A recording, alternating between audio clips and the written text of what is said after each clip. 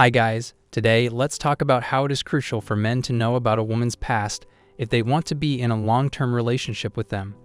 Women are extremely interested in their financial future when it comes to long-term partnerships or having children. You must thus take her personal history very seriously. Women don't pay any attention to your difficulties. At the finish line, they wait and choose the winners. That's the reality that many men seldom seem to know. It's a give and takes in any relationship, and women make sure they know they are with someone who can provide for them.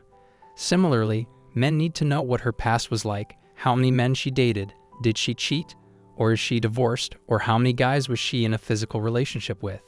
Men need to know this so that they know if the woman they're going to invest their time, energy, and resources in is loyal and will stay with him.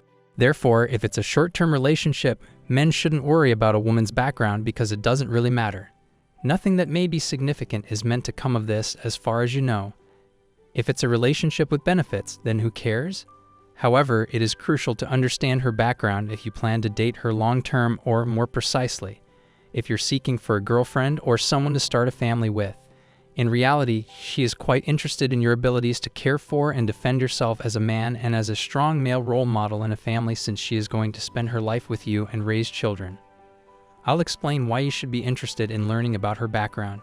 A woman has a very low chance of developing a healthy monogamous bond with one man over the course of a lengthy period of time if she has a high notch count, a history of promiscuity in which she slept with many men, and she lost her honor at an early age.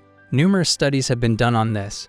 If you compare two ladies, one who started at age 20 and has a notch count of 2 versus one who started at age 16 and has a notch count of 50, the former is by far the wiser option.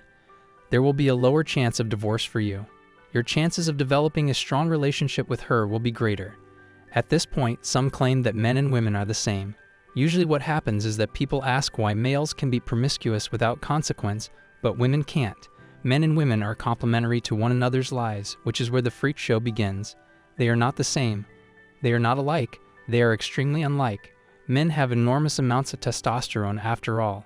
Estrogen is present in women in large amounts. When it comes to hormone levels and how we interact with one another intimately, we are extremely different from each other's points of view, and all the research and data show that women who have a history of promiscuity find it difficult to develop good, long-term monogamous ties with males.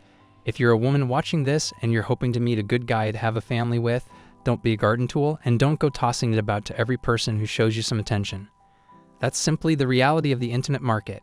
You want to maintain your attractiveness, so make sure your notch isn't something that would raise the most eyebrows. That is simply the way things are, and you know that no amount of fighting, finger-pointing, or shouting can ever change that. It will always be that way, since there is a 100% probability that she won't be truthful if you ask her.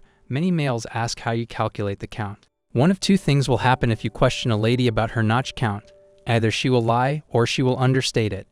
When women talk about this number, they are picturing anything lasting longer than a few months, such as boyfriends who lasted more than 3 months, anything that qualifies as a one-night stand, what happens in Vegas stays in Vegas, or that ladies vacation to Europe for the summer that lasted for 2.5 months, friends with benefits, female encounters, and anything else. They avoid recalling those. Therefore, you won't receive a precise figure. Although a number will be given to you, it won't be exact. I mean, if you want to be lazy, just double it by 2 or 3. If you want to establish this with a female who is 31 years old, the best strategy is to just ask her about her 20s and what she did during that period. It's a good indication that the relationship is open or that she is a keeper if she claims to have recently broken up with the partner she had been dating since she was 20. She didn't have a greater count. It's a respectable low-notch count. You won't see it very frequently. Instead, you'll likely encounter more counts who say things like they traveled across Europe throughout their 20s, or that they worked at an island festival, or that they were on a cruise ship for 5 years. In actuality, you'll never learn the precise figure.